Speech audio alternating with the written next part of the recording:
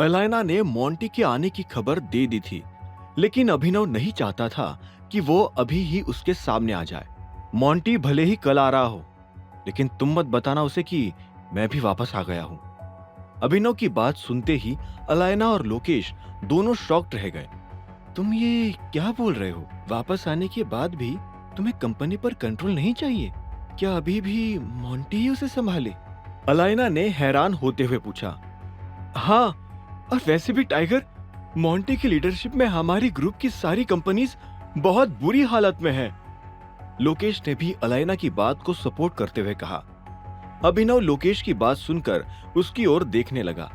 वो कुछ बोल नहीं रहा था, लेकिन ये बात जरूर समझ गया था कि मोंटी को बिजनेस चलाना नहीं आता था। उसकी नई कंपनी इमेजिंग सिक्योरिटीज की डगमगाती हालत भी इस बात का सबूत थी। अभिनव, कुछ तो बोलो। अभिनव को शांत खड़ा देख अलायना बेचैन हुए जा रही थी। इधर अभिनव अपनी कही बात पर फिर से विचार करने लगा था। एक तरफ उसे अंडरकवर रहकर अपने दुश्मनों से भी निपटना था, तो दूसरी तरफ उसे अपने ग्रुप की सारी कंपनीज के लॉस को भी रोकना था। उसके लिए डिसाइड कर पाना अब काफी मुश्किल हो गया था। लेकिन इसी बीच अभिनव को यह भी महसूस हुआ कि फिलहाल उसे अपने दिमाग को शांत करने की जरूरत थी। अपने पुराने अंकल से मिलना, एक्सीडेंट के बारे में सुनना, मोंटी का वापस आ जाना, इन सभी बातों ने अभिनव के दिमाग को जाम कर दिया था। उसे ठंडे दिमाग से सोचने की जरूरत थी कि अब आगे क्या हो सकता था। टाइगर, अभिनव। अलायना और लोकेश की एक और पुकार के बाद ही अभिनव ने उनकी ओर देखकर अपना मुंह खोला। हाँ, एक काम करो, जब वो आ जाए तब मुझे इन्फॉर्म कर देना, तब देखते हैं। तुम्हारा एटीट्यूड कब से ऐसा हो गया? तुम तो एक एक कदम की प्लानिंग करते हुए ही चलते थे ना? अलायना ने पूछा। अभिनव ने गहरी सांस ली और धीरे से कहा, listen Alayna, I need to rest and think about it. Alayna फिर से कुछ कहना चाहती थी, लेकिन अब उसे समझ आ गया था कि अभिनव को एक ब्रेक की जरूरत थी। लोकेश ने भी यही बात समझकर बीच में कुछ नहीं कहा। वो तीनों अब एक साथ बिना कुछ कहे नजरें नीचे करके खड़े थे। कुछ सेकंड्स बाद ही अभिनव ने उस चुप्पी को तोड़ा। मैं अब निकलता हूं, बाद में मिलते हैं, बाय।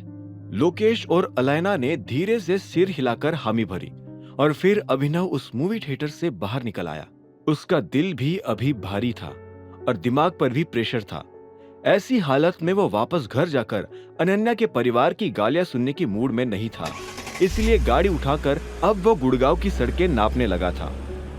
शाम से रात हो आई थी और रात भी अब जल्द ही आधी रात में बदलने वाली थी। गाड़ी में बैठा अभिनव यही सोच रहा था कि वो मोंटी से कैसे निपटे और उसके सेक्रेटरी रानी को कैसे पकड़े। फिर अचानक सड़क पर चलते हुए उसे एक छोटे से बस स्टॉप के पास दो लोग आपस में झगड़ा करते हुए दिखाई दिए। अभिनव थोड़ा आगे गया तो उसने देखा कि उनमें से एक लड़का था और एक लड़की। बहुत होशियार बनती है तू, हाँ? ये जितना भी एटीट्यूड है ना तेरा, सब झाड़ के रख दूंगा यहीं पर। लड़के ने लड़की को पीछे धकेलते हुए चिल्लाया। श्याम, अपनी हद में रह और मुझसे तमीज से बात कर। और अगर तुझे नहीं पता कि लड़कियों से कैसे बात की जाती है तो जा और अपनी माँ को बोल कि वो तुझे बात करने की तमीज सिखाए। लड़की भी उस लड़के से दूर होते हुए उस पर चीखे जा रही थी। वो एरिया थोड़ा सुनसान था, इसलिए दोनों की आवाजें किसी को भी सुनाई नहीं दे रही थी। माँ को क्यों बीच में लाई? उस लड़के ने भड़क कर गुस्से में लड़की का गला पकड़ लिया। अभिनव ये नजारा देखते ही अपनी गाड़ी से उतरकर उन दोनों के पास भाग कर गया। अबे छोड़ उसको। लड़के ने जब पलट कर देखा तो वो अभिनव को देखकर हैरान हो गया। उस लड़की की भी जब सांस में सांस आई तो वो अभिनव को देखकर हैरान हो गई। अभिनव, तुम? उस लड़की ने पूछा। चाहत, ये सब क्या हो रहा है? अभिनव ने उसकी तरफ घूरते हुए कहा। फिर उसने उस लड़के को भी देखा। वो लड़का भी अभिनव को घूर रहा था।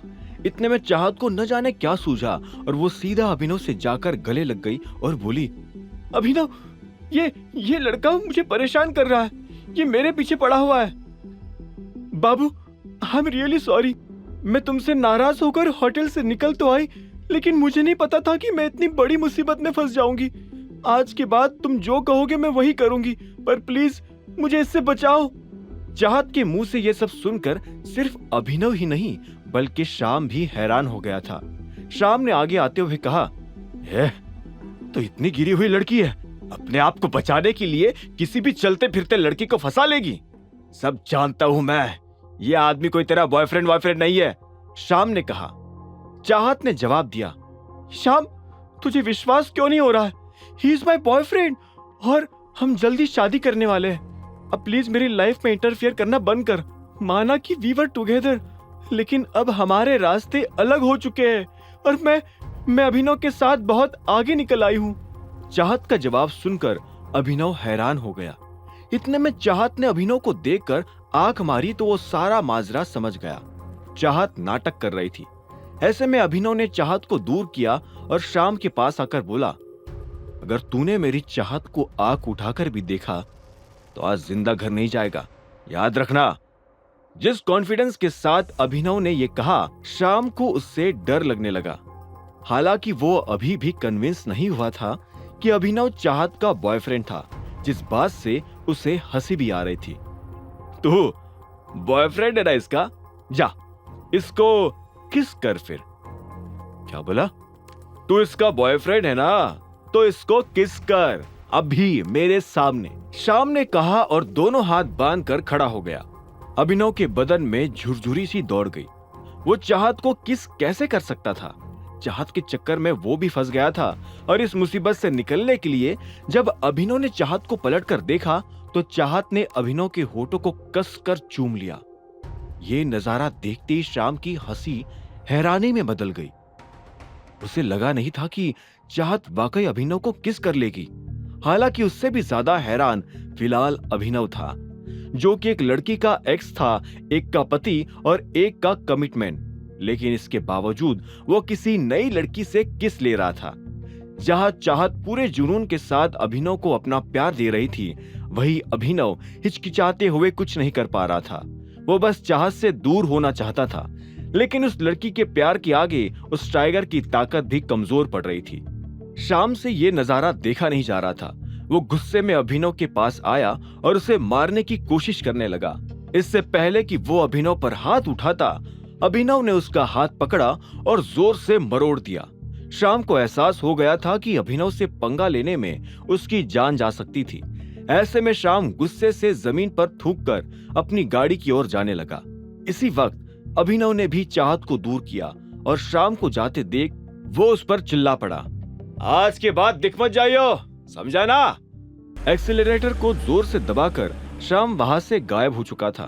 उसकी गाड़ी के वहां से जाते ही उस सुनसान जगह पर सन्नाटा फिर से छा गया और इसी सन्नाटे के बीच दो लोग शर्म के मारे कुछ बोल भी नहीं पा रहे थे। किसके बाद चाहत अभिनव से 2 कदम दूर हो गई थी, जिससे अभिनव को और भी ऑकवर्ड लगने लगा था। कुछ सेकंड्स तक अपनी जगह पर खड़े रहकर और इधर उधर देखने के बाद ही उसने बात पलटने की कोशिश करी। उसने तुम पर हाथ तो नहीं उठाया ना? नहीं, तुम सही टाइम पर पहुंच गए थे। चाहत ने एक सेकंड के लिए अभिनव की ओर देखकर फिर से अपनी नजरें झुका ली। वो अभिनव को थैंक यू बोलना चाहती थी, लेकिन उसे काफी शर्म भी आ रही थी। तुम्हें घर छोड़ दूं? अभिनव ने धीरे से पूछा, जिसका जवाब चाहत ने हाँ में सिर हिलाकर दिया। वो अपनी गाड़ी की ओर जाने के लिए पलटा ही था कि तभी चाहत एक गहरी सांस लेकर बोल पड़ी, थैंक यू अभिनव। उसका थैंक यू सुनकर अभिनव एक पल के लिए अपनी जगह पर ही थम गया। वो पलटकर वेलकम बोलना चाहता था, लेकिन उसमें उससे नजरें मिलाने की हिम्मत नहीं थी। फिर गाड़ी की ओर वापस बढ़ते हुए ही वो धीरे से कहने लगा, तुमने ये जो भी किया नहीं करना चाहिए था। अभिनव की बात सुनते ही उसके पीछे पीछे आ रही चाहत हिचकिचाते हुए सफाई देने लगी। वो जो भी हुआ उसके लिए सॉरी। मैं बस उस शाम को किसी भी तरह यहाँ से भगाना चाहती थी। अभिनव को उसका जवाब सुनकर थोड़ा गुस्सा भी आया, लेकिन फिर उसे याद आया कि उसने भी कुछ दिनों पहले अनन्या को हरदेव की डांट से बचाने के लिए किस कर दिया था। हालांकि फिर उसे ये भी लगा कि पति होने के नाते वो अनन्या को किस कर भी सकता था, लेकिन चाहत को इसका हक नहीं था। तुम्हें यह पता होना चाहिए था कि मैं ऑलरेडी शादीशुदा हूं, वो भी तुम्हारी दोस्त से। जवाब देने के लिए चाहत ने फिर से मासूम सा चेहरा बना लिया। मैं जानती हूँ, पर सब कुछ एकदम से हो गया। मुझे डर था कि शाम फिर से ना आ जाए, इसलिए ये सब करके मैंने उसे ये क्लियर कर दिया कि मेरा ऑलरेडी बॉयफ्रेंड है। I mean, उसे बताने के लिए अभिनव आह भरते हुए अपनी गाड़ी के दरवाजे के पास पहुंच गया। वही चाहत भी सामने वाले दरवाजे के पास पहुंच गई। चाहत की झुकी नजर को देखकर अभिनव के मन में अभी भी डाउट था। चाहत, सच सच बताना, उसने तुम्हारे साथ कोई जबरदस्ती या चोट तो नहीं पहुंचाई ना? देखो अभी भी वक्त है, हम उसका पीछा करके उसे पुलिस के हवाले कर सकते हैं। अभिनव की उसके प्रति केयर देखकर चाहत को मन ही मन अच्छा लगा।